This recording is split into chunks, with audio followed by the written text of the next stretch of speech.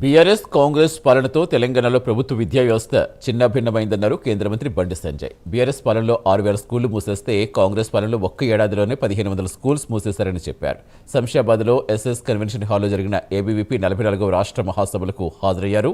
Fee reimbursement కోసం తాము మద్దతిచ్చిన కొన్ని కాలేజీ యాజమాన్యాలు మాత్రం ప్రభుత్వానికి భయపడి రాజీ పడుతున్నాయన్నారు. ఫీజు రీయింబర్స్మెంట్ విషయంలో విద్యార్థులను ఇబ్బంది పెడితే చూస్తూ ఊరుకోమని హెచ్చరించారు.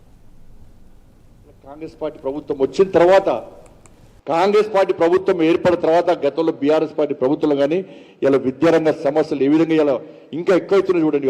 ఇలా పాఠశాలలు సొంత భవనాలు లేవు, సొంత భవనాలు టీచర్ లేరు, టీచర్లు సొంత భవనాలు స్కావెంజర్స్ లేరు, స్కావెంజర్స్ సొంత భవనాలు టీచర్లు ఉంటే చాక్ పీస్ కొనుక్కోవడానికి పైసలు లేవు, ఇవన్నీ ఉంటే విద్యార్థులు లేరు. ఇలా 2,000 పాఠశాలకు పైగా 2,000 పాఠశాలకు పైగా ఒక్క విద్యార్థి కూడా అడ్మిషన్ తీసుకోని పాఠశాలలు తెలంగాణ రాష్ట్రంలోని వాళ్ళు. ఈ కాంగ్రెస్ పార్టీ ప్రభుత్వం వచ్చిన తర్వాత దాదాపు 1,500 పాఠశాలలు మూసేసారు.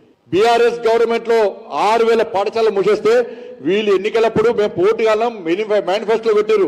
బీఆర్ఎస్ గవర్నమెంట్ లో 6,000 పాఠశాలలు మూసేసారు, మేము వచ్చిన వెంటనే పాఠశాలలు తెరుస్తాం అని చెప్పి ఇవాళ వీళ్ళు వచ్చినాక 2 సంవత్సరాల్లో దాదాపు 1,500 పైగా పాఠశాలలు మూసేసే పరిస్థితి.